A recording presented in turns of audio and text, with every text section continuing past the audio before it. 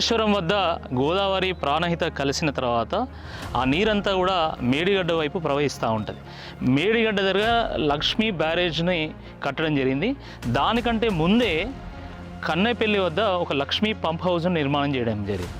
ఈ లక్ష్మీ పంప్ హౌస్లో 17 పంపులు ఉన్నాయి. ఈచ్ పంపు 2219 క్యూసెక్కుల వాటర్ని డ్రా చేస్తుంది. 40 మెగావాట్ల కెపాసిటీ కలిగినటువంటి పంపు ఈచ్ పంపు, అంటే మొత్తం 17 పంపులు 680 మెగావాట్ల కెపాసిటీతో మొత్తము పర్ డే 3 TMC వాటర్ని డ్రా చేసి ఈ పైపుల ద్వారా ఈ కాలువలో నీటిని పోస్తాయి.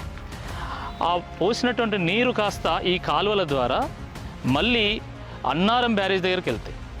అక్కడి నుంచి మళ్ళీ ఎత్తి నీళ్లు పోస్తే సుందిళ్ళకి వెళ్తాయి. అక్కడి నుంచి ఎత్తి పోస్తే ఎల్లంపల్లి వెళ్తాయి. అక్కడి నుంచి ఎత్తి పోస్తే వేరియస్ రిజర్వాయర్స్ ద్వారా, కెనాల్స్ ద్వారా, ఆ పంట పొలాల కాలువల ద్వారా మొత్తం తెలంగాణ అంతటికి కూడా ఈ నీరు చేరుతుంది.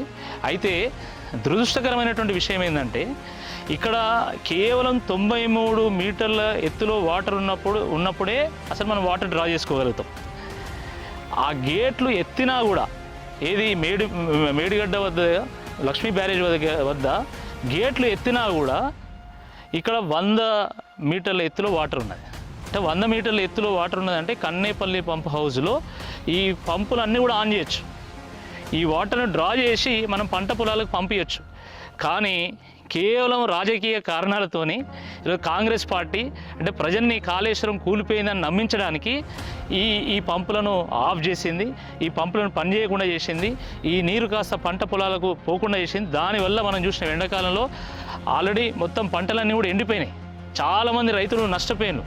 రైతులు ధర్నా చేసిన మాకు నీళ్ళు ఇవ్వమని చెప్పేసి. అంటే ఒక బీడు పడ్డటువంటి తెలంగాణను పచ్చబడడానికి కేసీఆర్ గారు కాళేశ్వరం కడితే ఆ పచ్చబడ్డ తెలంగాణను కేవలం రాజకీయ కారణాలతోనే ఈరోజు బీడు పడేయడానికి కాంగ్రెస్ పార్టీ కంకణం కట్టుకొని మరి ఈ పంప్ హౌజులన్నింటినీ కూడా నిర్వీర్యం చేసేటువంటి ఒక ప్రయత్నం చేస్తూ ఉంది.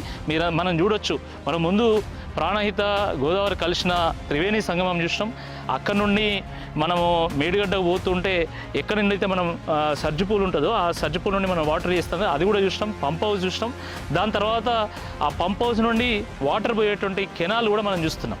సో ఈ రకంగా కాంగ్రెస్ పార్టీ ఈరోజు మళ్ళీ రైతులకు కరువును తీసుకొచ్చి, కన్నీళ్లు తీసుకొచ్చి, కష్టాలు తీసుకొచ్చేటువంటి ప్రయత్నం చేసింది. కేసీఆర్ గారు ఎంత అద్భుతమైనటువంటి ప్రాజెక్ట్ నిర్మాణం చేసిందంటే ఎండాకాలం కూడా ఈ కన్నేపల్లి పంప్ హౌస్ నుంచి మనం వాటర్ డ్రా చేసుకోగలుగుతాం. పర్ డే 1 TMC ఈజీగా డ్రా చేయగలుగుతాం. ఈవెన్ ఫిబ్రవరిలో అంటే ఎండాకాలం ప్రారంభమైన తర్వాత కూడా మనం ఇక్కడ వాటర్ డ్రా చేసుకొని మనం అసలు తెలంగాణలో కరువు అనేది లేకుండా ఎండాకాలం కూడా చెరువులు మత్తలు పడే విధంగా, పచ్చని పంట పొలాలను చూసే విధంగా మనం ఇదంతా కూడా చేయొచ్చు. కానీ కాంగ్రెస్ పార్టీ మనకు తెలిసిందే. కాంగ్రెస్ పార్టీ వచ్చిన కాంచెలు ఏం చేస్తున్నదో, కాంగ్రెస్ పార్టీ వచ్చిన దగ్గర నుండి కేసీఆర్ మీద బురద చల్లాలి, ఏ విధంగానైనా రాజకీయంగా వాళ్ళని ఎదుర్కోలేం కాబట్టి బురద చల్లి ఎదుర్కోవాలనేటువంటి దురుద్దేశంతోనే రైతులను నష్టపరిచేటువంటి కార్యక్రమం చేస్తూ ఉంది.